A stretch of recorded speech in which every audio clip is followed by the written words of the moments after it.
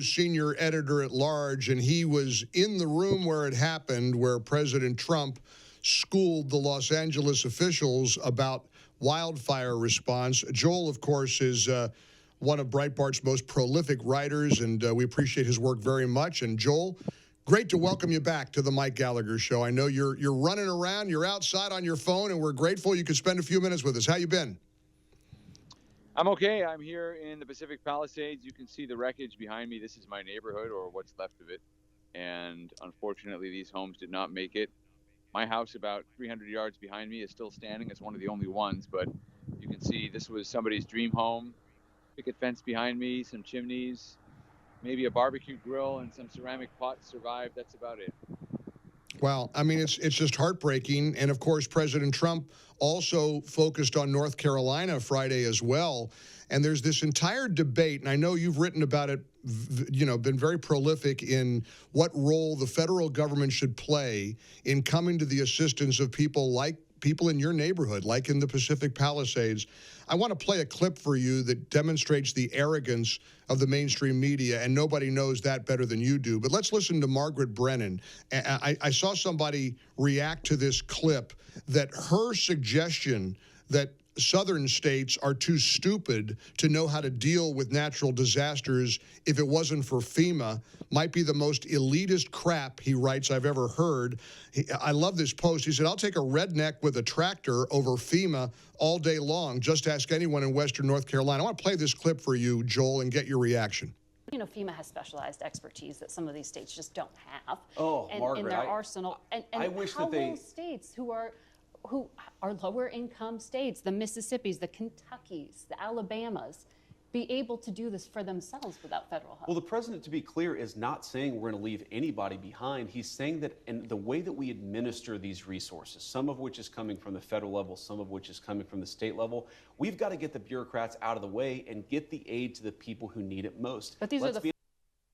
Now, Joel, obviously, we're not talking about Southern California in that clip, but it's the same principle in terms of what role the federal government should have in sort of conjunction with local entities like the state of, like Los Angeles County or California. What do you think of that exchange where she suggested that states just can't do it without FEMA?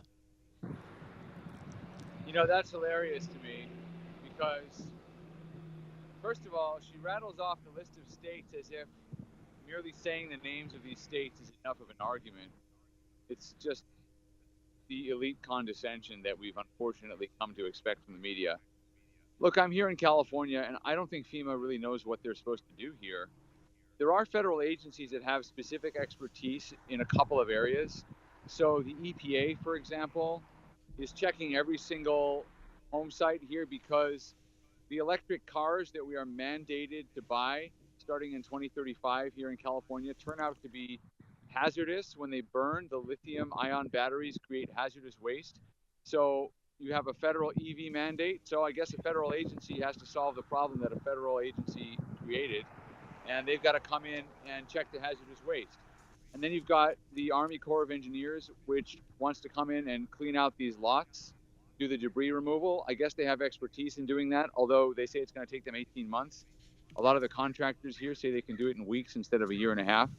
So a lot of this is just federal agencies coming in where they have some kind of federal authority, sometimes fixing their own problems that they created.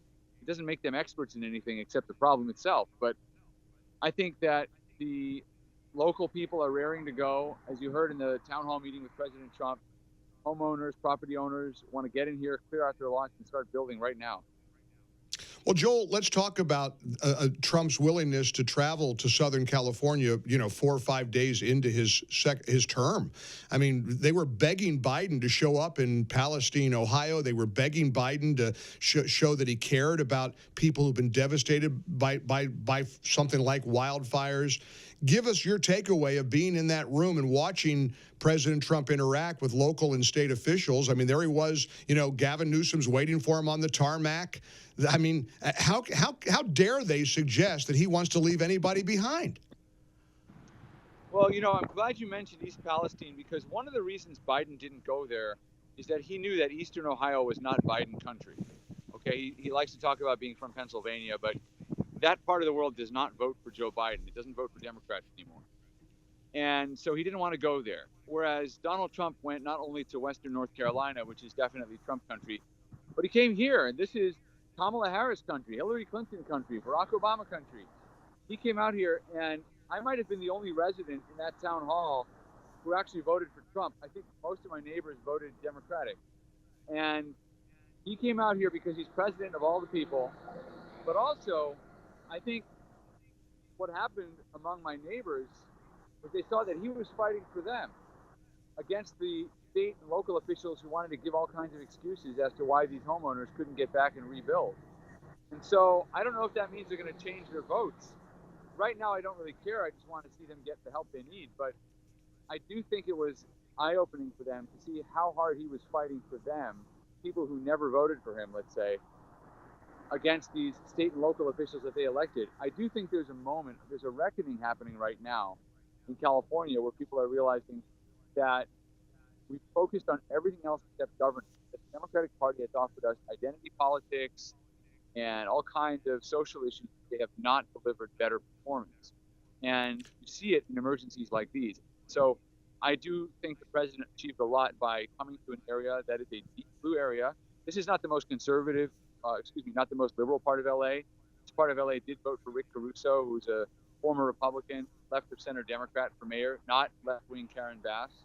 But it is still overwhelmingly a Democratic area, although we do have some conservatives here. And I think it took political courage for him to be here, and I think it did change some hearts and minds.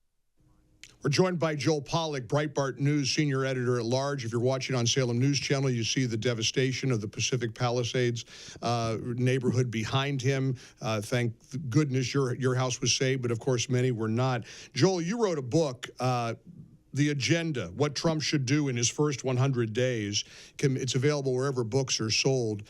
When you were putting this book together, did you envision that week one would have been the epic history-making week that we've experienced? I mean, it's like drinking out of a fire hose. Even you probably didn't see this coming.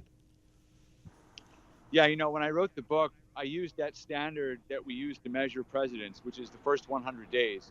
And that really comes to us from President Franklin Delano Roosevelt and the first 100 days of his administration when he launched the New Deal. And that was considered a rapid sprint to start what was then a 4-term presidency.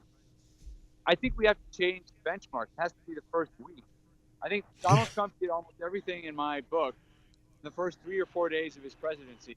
There are still a few things left to do, but I was blown away by how much he did. I suggested when I was talking about the book last summer that he should launch about 200 executive orders. He did 118 on the first day alone.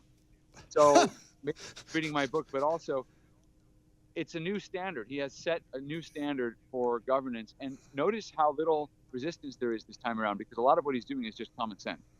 It's a lot different this time around. I hope everybody gets their hands on your book. And Joel, we're praying for your neighbors and your community, and you keep fighting the good fight. We appreciate your work very much, and I know our audience appreciates you taking time out of your day to join us here on the Mike Gallagher Show. All the best, Joel.